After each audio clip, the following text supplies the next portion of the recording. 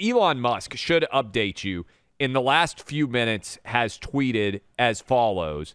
I hope that even my worst critics remain on Twitter because that is what free speech means. Now, obviously, if you follow Elon Musk, it can be a bit like trying to translate Sanskrit or whatever from one moment to the next. He oftentimes tweets emotional things, lyrical things, but this is a tweet that suggests that he is, in fact, buying Twitter because why would they leave otherwise?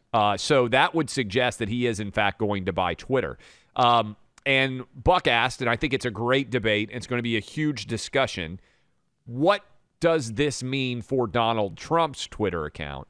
And would Trump being back on Twitter be a good thing? Here's my answer. I think Trump benefits by being not on Twitter. Now, let me explain why. To me, Buck, 2024 should be a referendum on Joe Biden's failures, on the Democratic Party's failures, because they will have been in power for 4 years, and the question will be, did Joe Biden, especially if he runs, and or the Democrats do a good job in office? And I think overwhelmingly the American public is going to say no, they did not. My concern with Trump is Trump makes everything about him, and that can be good or bad.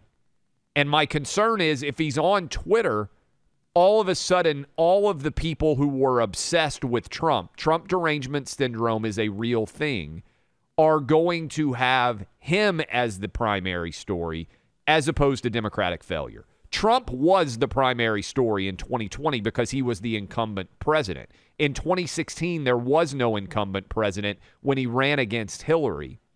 So in 2024, Buck, it has to be, did the Democrats do a good job, no matter who the Republican candidate is? And I think if Trump is tweeting every moment, the people who are most bothered by that, and I'm not, I love it, you love it, but suburban women, the people who are swing voters, they're going to get upset over Trump on Twitter. So I think he actually benefits by being off. I remember I was getting text messages from people I hadn't heard from in like 15 years were saying, dude, open your phone. Because, Trump would go on these tweet tears. I think one morning, Clay, he retweeted me 6 or 7 times in a row, 6 or 7 different things, just like firing it everywhere.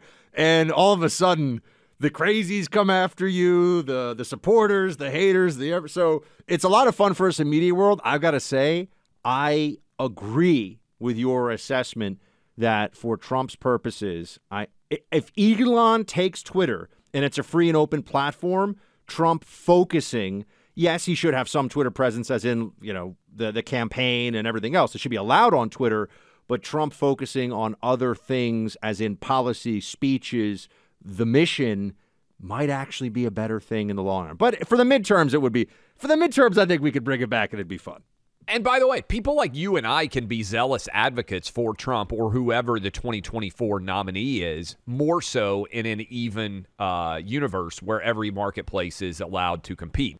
Here is what Trump said in Ohio over the weekend. I wanted you to hear it because the left has certainly lost its mind. Our new slogan was Keep America Great.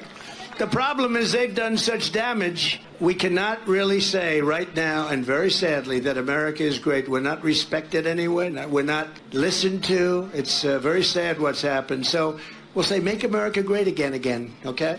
But you have to vote for America First, Republicans. There's no better proof that our country is being run by a deranged group of extremists than the treacherous crusade against American energy and Ohio energy. They see what you're doing to your energy and your energy industry with their fake Green New Deal policies. Biden and the Democrat socialists have done what our worst enemies could never, ever have dreamed of doing to our country. He's going to be a voice you're hearing a lot out there, folks.